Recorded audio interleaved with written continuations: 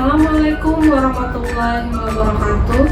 Perkenalkan, saya Bayi Dewi Sukma Septiani MGZ, dosen dari program studi S1 Ilmu Gizi, Fakultas Kesehatan, Universitas Nahdlatul Ulama Nusa Tenggara Barat. Pada kesempatan kali ini, saya akan memberikan pernyataan diri dosen dalam unjuk kerja Tridharma Perguruan Tinggi bidang pengajaran dalam mata kuliah konseling dan pelatihan gizi. Mata kuliah konseling dan pelatihan gizi ini berada pada semester genap dengan bobot 3 SKS, terdiri dari 2 SKS teori dan 1 SKS praktikum. Dengan jumlah tatap muka 16 kali pertemuan, diantaranya 14 kali pertemuan kelas, 1 kali UTS dan juga 1 kali UAS. Capaian pembelajaran lulusan pada mata kuliah konseling dan pelatihan gizi ini diantaranya adalah kemampuan umum, di mana mahasiswa mampu menerapkan pemikiran logis, kritis, sistematif dan inovatif dalam konteks pengembangan atau implementasi ilmu pengetahuan dan teknologi yang memperhatikan dan menerapkan nilai humaniora yang sesuai dengan bidang keahliannya. Kemampuan khusus lainnya adalah mahasiswa mampu berkomunikasi efektif dalam pelayanan konseling, edukasi gizi dan dietetik untuk menangani masalah gizi individu, masalah gizi kelompok, dan masalah gizi masyarakat sesuai hasil kajian serta mempertimbangkan implementasinya. Kemampuan khusus lainnya adalah mahasiswa mampu bekerja sama dengan tim dan bertanggung jawab atas hasil kerja mandiri atau kelompok dan memiliki sikap kritis, empati pada klien, dan tim kerja pada tingkat internal serta eksternal dari organisasi. Demikian penjelasan singkat saya. Berikut kita simak secara bersama-sama video mengajar saya di kelas. Assalamualaikum warahmatullahi wabarakatuh. Waalaikumsalam warahmatullahi wabarakatuh. Selamat siang adik-adik semua. Siang Ibu. Salam sejahtera untuk kita semua. Sebelumnya Ibu ingin mengucapkan minal aidin wal faizin, mohon maaf lahir dan batin. Selamat Hari Raya Idul Adha untuk kita semua. Ya. Gimana kabarnya hari ini semuanya? Alhamdulillah. Ya, baik, kita bertemu lagi hari ini pada mata kuliah konseling dan pelatihan gizi, pertemuan kita yang ke-6. Sebelum perkuliahan, seperti biasanya Ibu akan melakukan absen dulu, ya. Anggi Sriani, apakah hadir hari ini? Hadir Ibu. Jihan Amartia? Hadir Ibu. Awiza Janati? Hadir Ibu. Nina Cahyani? Ya, alhamdulillah semangat semua ya. Ibu. Untuk selanjutnya kita masuk pada pendahuluan terkait dengan materi status gizi lebih pada balita. Ya. Pendahuluan di sini adalah masalah gizi yang terjadi pada masa bayi dan balita. Ini merupakan salah satu masalah gizi yang masih banyak terjadi di Indonesia. Nah, kita bisa lihat dari riset kesehatan dasar ataupun dari data SSGI yang terbaru. Di sana terlihat bahwa masih tingginya angka kejadian gizi kurang, underweight, kemudian obesitas, gizi lebih, overweight, dan juga masih ada balita dengan kondisi gizi buruk. Ya, dan di NTB ini termasuk kategori nomor 7 tertinggi secara nasional. Dan ini masih menjadi tugas kita sebagai ahli gizi bagaimana membantu menurunkan angka kejadian gizi kurang maupun gizi lebih pada balita tersebut. Untuk adik-adik semua, apakah kalian tahu yang namanya Riskesdas, kemudian data SSGI? Ya, sudah pernah membaca? Sudah ya. Kemudian saat ini masalah gizi yang ada pada bayi maupun balita tidak hanya masalah kurang tetapi juga terkait dengan masalah kelebihan berat badan atau overweight. Kira-kira menurut adik-adik semua apa sih yang menyebabkan balita mengalami gizi lebih? Ya, kelebihan pola asuh bisa, kelebihan asupan makanan. Biasanya zat gizi apa yang mempengaruhi terjadinya gizi lebih? Ada yang tahu? Zat gizi makro apa biasanya? Makro ada karbohidrat, protein, lemak. Ya, lemak apa? Ada yang? Ya, lemak jenuh. Karbohidrat juga karbohidrat. Karbohidrat sederhana. Ingat lagi ya. Nah, ini ya ada beberapa contoh jenis makanan yang bisa menjadi pemicu masalah gizi pada balita. Di antaranya balita lebih suka untuk mengkonsumsi permen dan coklat. Ya, realitanya memang seperti itu. Kemudian minuman yang banyak mengandung gula. Gula ini adalah sumber karbohidrat sederhana. Kemudian ada makanan cepat saji atau makanan junk food. Contohnya burger, kebab, ya, ciki-cikian. Kemudian kue yang mengandung banyak gula dan coklat. Ini juga termasuk sebagai komponen dari karbohidrat sederhana. Dan ada juga kandungan dari keju dan juga kacang-kacangan. Ya. Ini akan menjadi baik ketika dikonsumsi tidak berlebihan. Ya, dan dipastikan bahwa aktivitas fisik pada balita itu juga sesuai terkait dengan pola asuh lagi. Nah, ruang lingkup dari konseling gizi pada bayi dan balita gizi lebih adalah satu. Bagaimana kita sebagai ahli gizi bisa menentukan status gizi pada balita? Ya, berarti kita harus mempunyai skill dan keterampilan dalam menentukan antropometrinya. Bagaimana cara menimbang, bagaimana cara mengukur tinggi badan, menggunakan landmark, mikrotorak atau timbangan digital itu seperti apa? Ya. Identifikasi penyebab masalah pertumbuhan pada bayi dan balita. Apakah ini karena pola asuh, atau karena pola makan, atau asupan makan? Nah, itu yang perlu kita gali. Kemudian bagaimana menentukan penyebab masalah pertumbuhan bersama ibu, berarti berkaitan dengan pola asuh. Ada juga balita yang bukan diasuh oleh ibunya tapi diasuh oleh neneknya, kakeknya. Memberikan nasihat, anjuran makan dan alternatif pemecahan masalah. Kalau tadi kita lihat di latar belakang bahwa balita itu banyak mengkonsumsi gula, coklat dan lain sebagainya, berarti sebagai ahli gizi kita harus memberikan alternatif pemecahan masalahnya. Berarti yang awalnya dia lebih suka karbohidrat sederhana diganti menjadi karbohidrat kompleks yang dikombinasi dengan sumber protein, vitamin dan juga mineral. Contohnya dibuatin sosis tapi yang kandungan protein dan vitamin mineralnya cukup tinggi. Ya. Kemudian membangun komitmen dengan klien atau pasien untuk melaksanakan saran konseling ini juga yang masih cukup berat karena tidak gampang mungkin melakukan edukasi gizi itu gampang, tapi aplikasinya tidak mudah. Ya kan? Lanjutkan di slide berikutnya.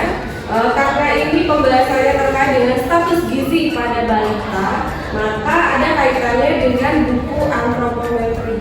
Ya, harapannya bahwa semester 6 itu sudah hatam betul dengan yang namanya buku antropometri. Dan ketika kalau PKL nanti juga sudah terlatih menggunakan buku antropometri. Ya. Nah, di dalam buku antropometri ini ada beberapa penjelasan. Yang pertama adalah umur dihitung dalam bulan penuh, ya. Jadi kalau umurnya masih 2 bulan 29 hari, tetap dihitungnya 2 bulan. Jangan dihitung 3 bulan karena belum 1 bulan penuh, ya. Kemudian ada yang namanya panjang badan. Di dalam standar antropometri itu ada berat badan menurut umur, panjang badan menurut umur, tinggi badan menurut umur, berat badan menurut tinggi badan atau berat badan menurut panjang badan. Ukuran panjang badan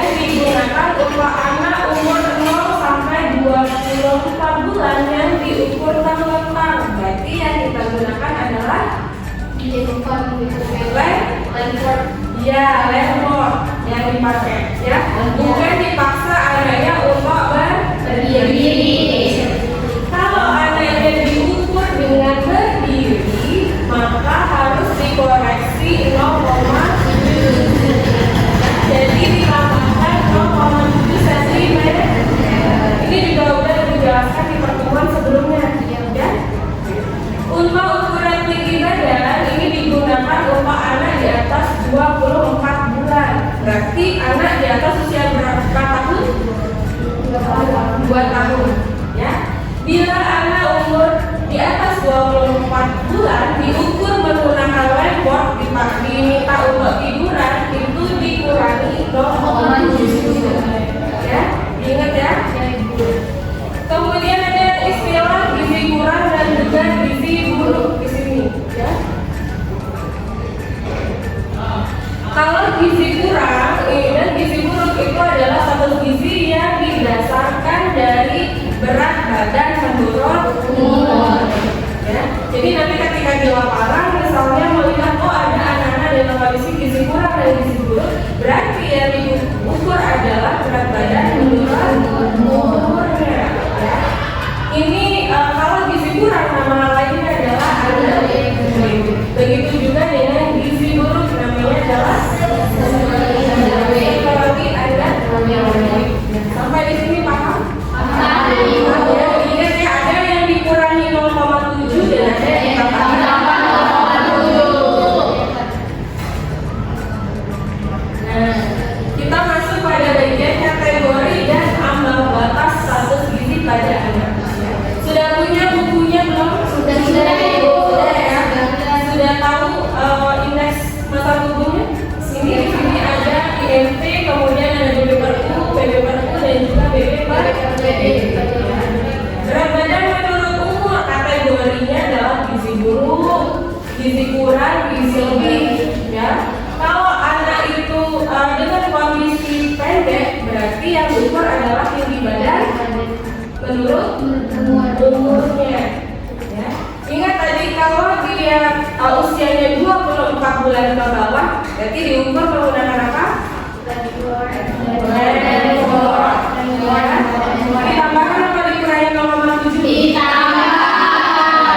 Kalau dia usianya 2 tahun ke atas, dikurangi 0,7. Kalau dia diukur dengan cara apa? Kalau ada bayi yang usianya kurang dari 20 bulan diukur berdiri, dia diukurkan oleh 0,7. Terus jika bayi yang usianya lebih dari 24 bulan, dia diukurkan menggunakan lever, dia dikurangi Ya, dikurangi 0,7 itu ya koreksinya. Oke, kemudian ada panjang badan menurut umur atau tinggi badan menurut umur. Sangat pendek, pendek, normal dan tinggi. Ini masih banyak nih masalah gizi di MPB ya, stunting ini nggak selesai-selesai masalahnya ya. Nah, ini yang terkait dengan tinggi badan menurut umur. Makanya ketika ibu hamil itu jangan lupa suplementasi.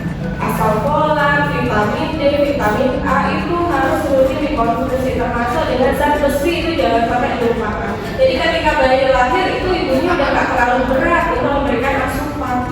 Jadi kalau anaknya lahir dalam kondisi stunting itu harus nutrisinya benar-benar harus terpenuhi maksimal. Ya. Jadi lebih baik ketika ibunya hamil itu dipenuhi dulu asupannya selama masa kehamilan. Kemudian ada berat badan menurut panjang badan. Ini identifikasi masalah sangat kurus dan juga normal. Sampai di sini paham?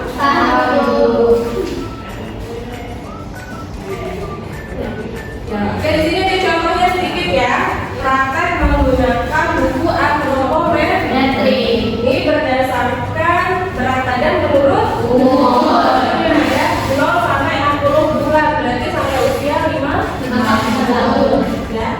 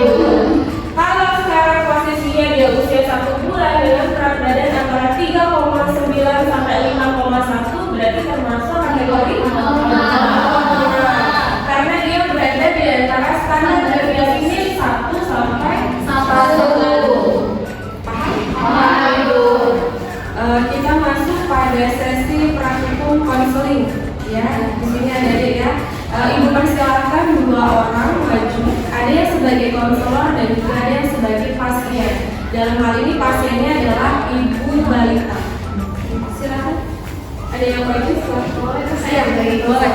Ya, nonis ya. Sama Mbak Nurul Baiti. Ya, silakan. Yang lain sambil disimak dan dibuka modulnya. Ya, modul praktikum konseling dan pelatihan gitu ya. Sambil dilihat. Baik, di sini sudah ada konselor kita ya. Jadi nonis berperan sebagai konselor, kemudian Mbak Nurul Baiti sebagai pasien atau kliennya. Dalam hal ini sebagai ibu balita, ya. Nah, di dalam tata cara melakukan konseling gizi ada beberapa hal yang harus kita perhatikan. Yang pertama adalah melihat sikap tubuh dari konselor dan juga pasiennya. Mungkin Ibu persilakan dulu Mbak Baiti selaku pasien bisa duduk dulu. Ya, silakan duduk dulu ya. Oke. Kemudian nonis sebagai konselor. Nah, di sini diperhatikan ada tata cara yang baik dan juga kurang baik atau sopan santunnya kurang terhadap pasien. Ya. Nah, coba kita coba lakukan dulu ya. Ketika nonis menjadi konselor, tapi dengan posisi berdiri, sementara pasiennya dengan posisi duduk, maka menurut adik-adik apakah itu sopan atau tidak? Tidak. Jadi ketika nonis di sini berdiri, kemudian mengucapkan salam dan menanyakan kabar kepada pasien, tapi posisinya tidak sama rata dengan pasien, maka dikatakan tidak baik atau tidak sopan. Nah, coba dicontohkan dulu nonis. Selamat pagi Ibu. Pagi. Ya, seperti itu ya. Jadi ada posisi yang tidak sesuai di situ. Alangkah lebih baiknya jika nonisnya, konselornya duduk, kemudian pasiennya juga duduk. Ya, coba silakan. Oke. Selamat pagi Ibu, ada yang bisa saya bantu? Selamat pagi, saya. Ya. Nah, yang harus diperhatikan antara konselor dan pasien adalah yang pertama mengucapkan apa? Salam dulu ya, bisa assalamualaikum atau selamat pagi. Kemudian hal yang pertama yang harus ditanyakan adalah kabarnya bagaimana dan namanya siapa. Kenalan dulu sama pasiennya, ya. Walaupun kita sudah bisa lihat dari rekam medis pasien, tapi alangkah lebih baik kalau perkenalan dulu. Jadi ada chemistry, kedekatan antara pasien dan konselor. Coba dipraktekkan dulu. Oke, baik, selamat pagi Ibu. Pagi. Dengan Ibu siapa? Nurul Baiti. Oke, Ibu, saya dan ahli gizi atas nama Miss Apriliati. Ada yang bisa saya bantu Ibu? Ya, ini terkait dengan anak saya yang berat badannya tidak naik selama sebulan. Oke, boleh saya lihat KRS-nya Ibu? Boleh. Oke. Dan yang harus kita perhatikan tadi ada kontak mata, ya, antara konselor dan juga pasien. Ya. Jadi jangan sampai konselornya menghadap ke sebelah sana sementara pasiennya ngeliatin konselor. Ya. Jadi ada tatap muka di situ antara konselor dan juga pasien. Ya. Dan hati-hati kalau pasiennya nanti laki-laki atau lawan jenis, woi, terbentuk chemistry-nya susah lagi antara konselor dan pasien. Tatap-tatapnya bisa agak lama itu nantinya dan lebih dalam. Ya itu ya bentuk praktek dari konseling gizi antara konselor dan juga pasien atau klien. Oke, selanjutnya Ibu persilakan